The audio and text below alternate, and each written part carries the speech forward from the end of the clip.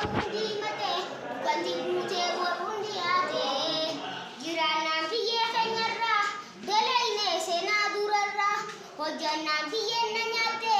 paluma sena durarra nasobatu manana baste bugandu takija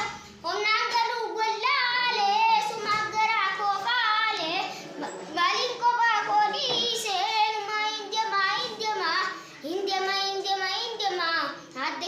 Adeshaminima, Yabau Diamnatu,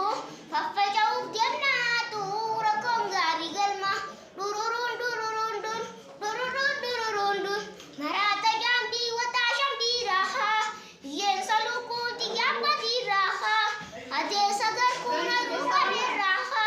Tarantitulu, Aramna Gotaha, Yandemu, Disendemu, Yagabana, Yelagabanaha. Waya manne nutela shamsa sin kabatu ko kanatera yara gunga simbi danya bera megalas mukani khabor madjalla redas mukani takataka kala jati dan mukani takamba dugalla guja terakan negal galati galla hayye awada kaisa diri fanne niata nyasradi fanne inagarre indagenyo bala uchafara kenyo iti tinarashini ara esa dukta tumfatashini ada wi mataro ile kilashini namajalla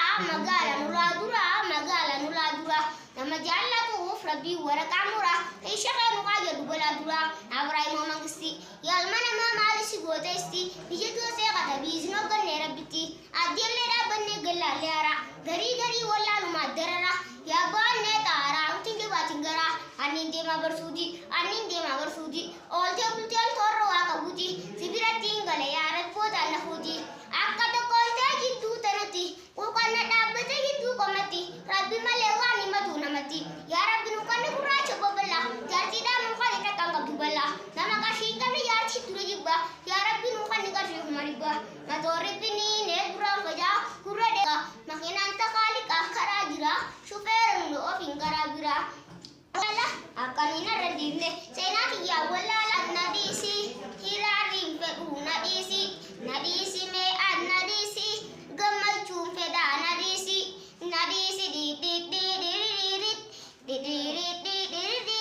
galmangawu kayotiya sindagawu himiduga katiya naranduki incharahiya yakin barbadadu antakatiya durururut antakatiya afani sinjala jeta garado ifatena sobda